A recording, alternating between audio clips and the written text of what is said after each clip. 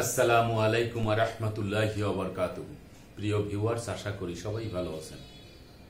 আজকে যে বিষয় নিয়ে আলোচনা করব সে বিষয় হচ্ছে অনলাইনে তল্লাশি দিলে আপনার খতিয়ান পাচ্ছেন না, যে কোনো একটি খতিয়ান ঘাটতি দেখাচ্ছে। তো এই অনলাইনে খতিয়ান দেখার যে নিয়ম, এই নিয়মে যখন আপনি খতিয়ান দেখবেন, যদি কোনো খতিয়ান সেখানে ঘাটতি থাকে, আপনি পাচ্ছেন না, তাহলে কিভাবে এই অনলাইনের সেই খতিয়ান জোগাড় করবেন এবং পরবর্তীতে আপনি দেখতে পাবেন এমন ব্যবস্থা করতে পারবেন, এই বিষয়টি নিয়ে বিস্তারিতভাবে আলোচনা করব। তাই ভিডিও না টেনে সম্পূর্ণ ভিডিও দেখার জন্য অনুরোধ রইল। আর ভিডিও দেখার পরে যদি ভালো লাগে, মন চায়, তাহলে চ্যানেলটি সাবস্ক্রাইব করে পাশে থাকা বেল বাটনটি অন করে দিয়ে আমাদের সাথেই থাকুন। প্রিয় ভিউয়ার্স, আমাদের দেশে বর্তমান তথ্য প্রযুক্তির জামানায় আমাদের দলিলাদি খতিয়ান সবকিছু অনলাইনে সার্চিং দিলে পাওয়া যাচ্ছে।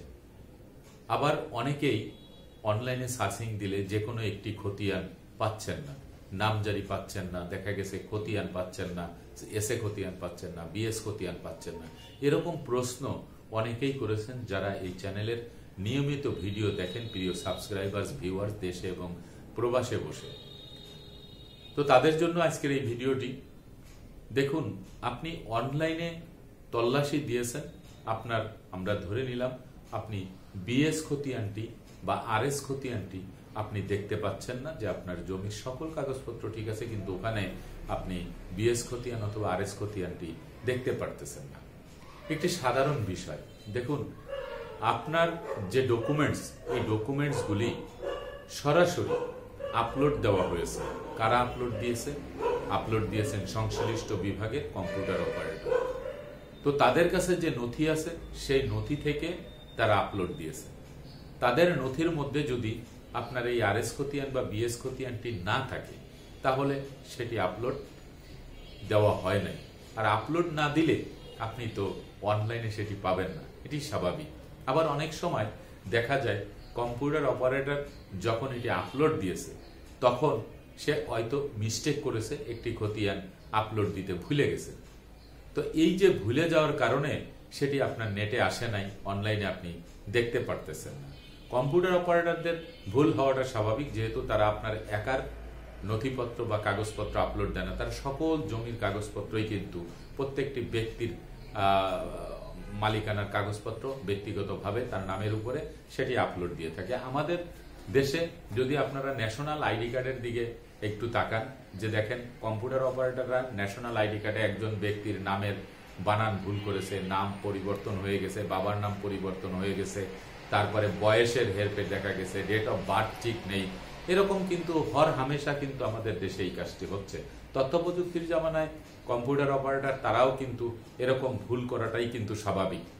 আবার অনেক সময় দেখা যায় যে আপনার ওই খতিয়ানটি তাদের কাছেই নেই, তা তাদের কাছে না থাকার কারণে সেটি আপলোড দিতে পারে নাই। যদি আপনার কাছে থেকে থাকে, এই যে খতিয়ানটি আপনি পাচ্ছেন না অনলাইনে, এরকম খতিয়ান যদি আপনার কাছে থেকে থাকে, তাহলে আপনি সরাসরি উপজেলা ভূমি অফিসে গিয়ে তাদের সাথে যোগাযোগ করে আপনি এটা আপলোড করার ব্যবস্থা করতে পারবেন। আপনি সেটা সেখানে দিলে তারা এন্ট্রি করে আপনার ডকুমেন্টসের সাথে একটি কপি রেখে দেবে এবং আপলোড করে দেবে। পরবর্তীতে আপনি কিন্তু এটা দেখতে পারবেন।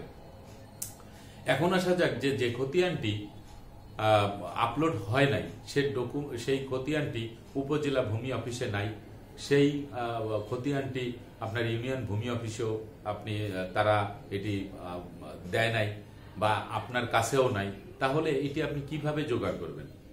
আপনার এটি জোগাড় করতে হলে আপনার সর্বপ্রথম যেই খতিয়ানগুলি আপনি পেয়েছেন, সেই খতিয়ান ভিতরে আপনি কিন্তু দাগ নাম্বার, খতিয়ান নাম্বার সবকিছু কিন্তু দেওয়া আছে।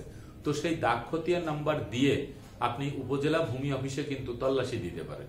উপজেলা ভূমি অফিসে তল্লাশি দিলে তারা খোঁজ করে দেখবে যে তাদের কাছে হয়তো মিস্টেক হয়েছে, সেটা আপলোড দিতে পারে নাই।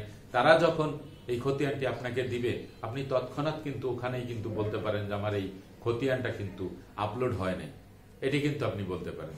দ্বিতীয় নম্বরে হচ্ছে, যদি উপজেলা ভূমি অফিসে না থাকে, তাহলে আপনি কি করবেন? জেলা রেকর্ড রুমে চলে যাবেন। জেলা ডিসি অফিসের যে রেকর্ড রুম, সেই রেকর্ড রুমে গিয়ে আপনি সেখান থেকে আপনি তল্লাশি দিয়ে কিন্তু এই খতিয়ানটি কিন্তু বের করতে পারেন। এই খতিয়ানটি বের করে আপনি নিয়ে আপনি উপজেলা ভূমি অফিসে কিন্তু আপনি যারা এই আপলোডের কাজ করে যে ক্লার্ক তার শরণাপন্ন হয়ে আপনি সেখানে জমা দিতে পারেন। দিলে সেটি কিন্তু তারা আপলোড করে দেবে, এমনটাই কিন্তু পরিপত্রের ভিতরে লেখা রয়েছে। তো পরবর্তীতে দেখা গেল যে আপনি ডিসি রেকর্ড রুমে পাচ্ছেন না, এরকমও যদি হয়ে থাকে তাহলে সেটিকে খুঁজে বের করতে হলে আপনাকে কিন্তু খোঁজ করতে হবে যে আপনার যে জেলা, এই জেলাটি যদি নতুন হয়ে থাকে, যে দেখা গেল যে আপনার ময়মনসিংহ জেলা ছিল এবং পুরাতন জেলা, সেই ময়মনসিংহ জেলা থেকে নেত্রকোনা জেলা হয়েছে, এখন নেত্রকোনা জেলার একজন ব্যক্তি তার সিএস খতিয়ান পাচ্ছে না, তাহলে এই খতিয়ানটি খোঁজ করার জন্য আপনি ময়মনসিংহ ডিসি রেকর্ড রুমেও কিন্তু তল্লাশি দিতে পারেন, সেখানেও থাকতে পারে। আপনাকে বুঝতে হবে যে আমার খতিয়ানটি কেন পাওয়া যাচ্ছে না। এই খতিয়ানটি তো অবশ্যই আছে, আমার আরএস খতিয়ান আছে, এসএ খতিয়ান আছে, বিএস খতিয়ান আছে, বা সিএস খতিয়ান পাচ্ছি না, বা সিএস খতিয়ান আছে, এসএ খতিয়ান আছে, আরএস খতিয়ান আছে, বিএস খতিয়ান পাচ্ছি না। আপনি এইভাবে আপনাকে বুদ্ধি খাটায় আপনার এই খতিয়ানগুলি কিন্তু তল্লাশি দিতে হবে। তারপরে হচ্ছে যে আমরা জানি যে আমাদের দেশে যে কয়টি খতিয়ান হয়েছে ম্যানুয়াল পদ্ধতিতে বা অ্যানালগ পদ্ধতিতে, এই খতিয়ানগুলি কিন্তু খতিয়ানের মধ্যে একের অধিক ব্যক্তির নাম কিন্তু আছে। এখন আপনার যেই খতিয়ানটি, সেই খতিয়ানটি আপনার পার্শ্ববর্তী জমির একই মৌজায় দেখা গেছে দাগ নাম্বার ভিন্ন অন্য ব্যক্তির আছে, অথবা একই দাগের জমি আপনার পার্শ্ববর্তী কোনো ব্যক্তির নামেও কিন্তু সেই খতিয়ানটি আছে।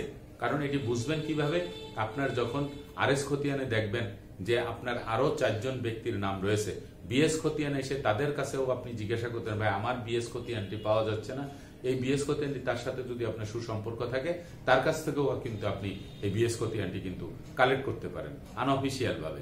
আর একটি বিষয় হচ্ছে যে আপনার যেই এলাকার মৌজায় আপনার জমির যে অবস্থান, যে মৌজায়, সেই এলাকায় যে আমিনরা কাজ করে, আমাদের দেশে সদর আমিন, বদর আমিন, বিভিন্ন ধরনের লোকাল আমিন যারা কাজ করেন, তাদের কাছে খোঁজ করলেও কিন্তু আপনি এই খতিয়ানটি কিন্তু পেতে পারেন। তাদের কাছে কিন্তু সব ধরনের খতিয়ান থাকে এবং তারা এইগুলিরে কালেকশন করে রাখে, এবং তাদের কাছ থেকে কিন্তু আপনি এই খতিয়ানটি কিন্তু কালেকশন করতে পারেন। দ্বিতীয় নম্বরে হচ্ছে উপজেলা যে সেটেলমেন্ট অফিসারদের সাথে যারা সার্ভেয়ার থাকে, এই সার্ভেয়ারদের কাছে কিন্তু আবার আপনার এই সমস্ত খতিয়ান থাকে, তারা এগুলি কালেকশন করে রাখে।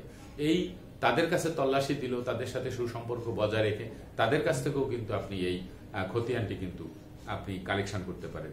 মোট কথা হচ্ছে আপনি যেখান থেকেই কালেকশন করেন, এই কালেকশন করার পরে নিয়ম মাফিক আপনি গিয়ে সেই উপজেলা ভূমি অফিসে গিয়ে আপনি যদি বলেন যে আমার এই খতিয়ানটি অনলাইন করা হয় নাই, এই খতিয়ানটি অনলাইন করে দিতে হবে, এটি হচ্ছে আমার খতিয়ান।